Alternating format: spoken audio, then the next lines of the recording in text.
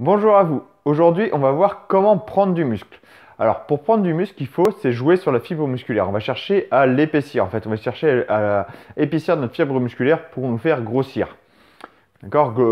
Globalement, je fais au plus simple, hein.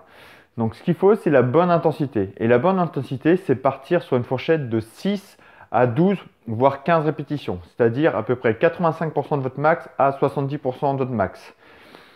Cette fourchette, c'est pas tout, parce que cette fourchette, je l'utilise aussi pour s'affiner, pour se dessiner, pour perdre du poids en fait. Plutôt pour perdre de la graisse, pour vraiment se dessiner.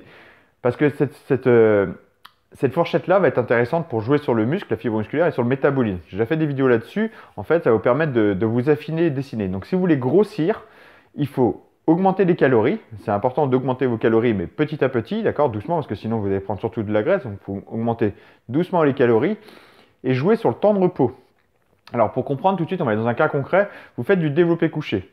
Quand vous faites du développé couché, vous partez par exemple pour 10 répétitions à l'échec, 10 répétitions très dures au développé couché. Quand vous faites votre deuxième série au développé couché, il faut que vous ayez récupéré suffisamment pour pouvoir repartir sur votre série, mais elle doit être plus dure que la première série. C'est-à-dire, en général, on prend à peu près 2 minutes, 2 minutes 30 de repos. C'est-à-dire, la série 1, vous faites 10 répétitions. La série 2, vous devez faire difficilement 10 répétitions. Normalement, vous va être à peu près 9-10 répétitions. En gros, si vous faites que 5-6 répétitions, c'est que vous n'avez pas pris assez de temps de repos. Si vous faites les 10 répétitions aussi facilement, c'est que le temps de repos était trop long. C'est pour ça qu'en règle générale, vous regardez sur Internet, on dit 2 minutes, 2 minutes 30 de repos. Des fois 1 minute 30, 1 minute 30, je trouve que c'est faible quand on est beaucoup plus entraîné. Donc, ce qui va se passer, c'est que votre corps n'aura pas totalement récupéré. Et donc là, la fibre musculaire va être agressée. Et à force de répéter des séries comme ça, c'est pour ça qu'en général, on fait 3-4 séries et après on change d'exercice. Parce que si vous le faites bien, normalement, vous n'enchaînez pas 10 séries comme ça sur le même groupe musculaire. Ou alors c'est que la première série était trop faible. Donc 3-4 séries et après on change. Par exemple, développé couché. Après, on va parler au développé incliné, les dips. Voilà, on alterne comme ça sur le même groupe musculaire. D'accord? Comme ça, vous allez impacter énormément la fibre musculaire. Elle va être agressée et elle va se reconstruire plus grosse. Je schématise pour essayer de faire au plus simple. Ce qu'il faut savoir, c'est quand vous prenez un temps de repos supérieur à 3 minutes, pour cette fourchette de 6 à 15 répétitions surtout, supérieur à 3 minutes, vous allez énormément récupérer, vous allez tout récupérer. Donc là, vous allez récupérer suffisamment votre force et donc l'impact sur la fibre musculaire va être très faible. Donc c'est surtout ça qu'il faut comprendre. Il faut un temps de repos assez court.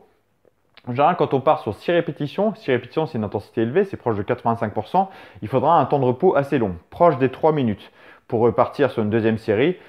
D'accord? Très dur. La deuxième série doit être faisable, mais beaucoup plus dure que la première. Si vous partez sur 15 répétitions, là, vous pouvez partir sur 1 minute, 1 minute 30 de repos. C'est comme ça que vous allez construire votre séance d'entraînement. Alors, il faut à peu près 2, 3, 4 exercices. Je trouve que ça fait beaucoup. 2, 3 exercices, c'est bien. Ou voir un quatrième, un exercice d'isolation pour finir si vous voulez vraiment partir là-dessus.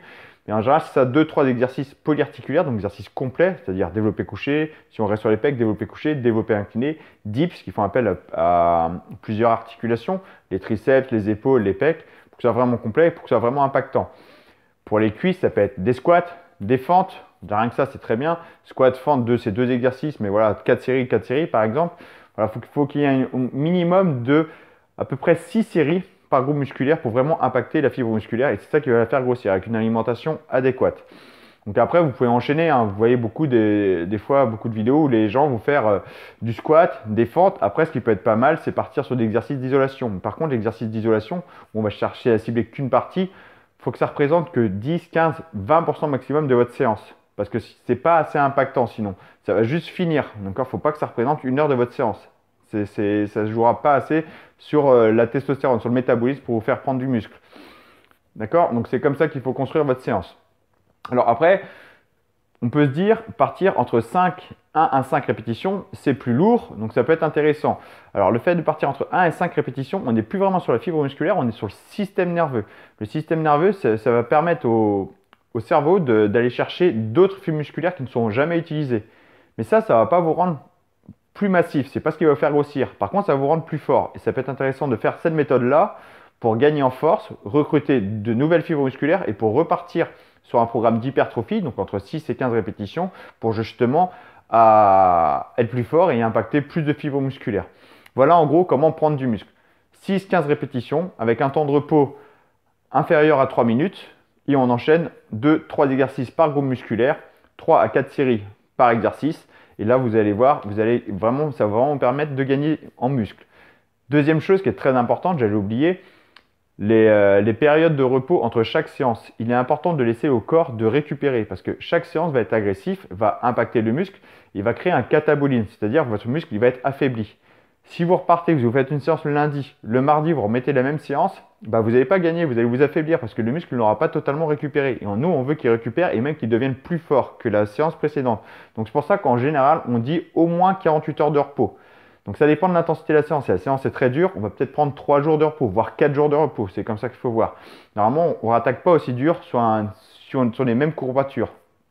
D'accord? Donc faites attention à ça. Ça, c'est vraiment les erreurs de débutants. De vouloir faire plusieurs fois la même chose, 2-3 séances dans la même semaine, ça fait beaucoup trop. Ou alors la séance n'est pas assez intensif. 2 séances par semaine, c'est très bien si elles sont vraiment espacées. Voilà, vous savez tout sur comment prendre du muscle. Je vous dis à la prochaine et surtout n'hésitez pas à vous abonner pour être mis au courant de toutes les prochaines vidéos que je mettrai en ligne. Sur ce, à la prochaine. Ciao!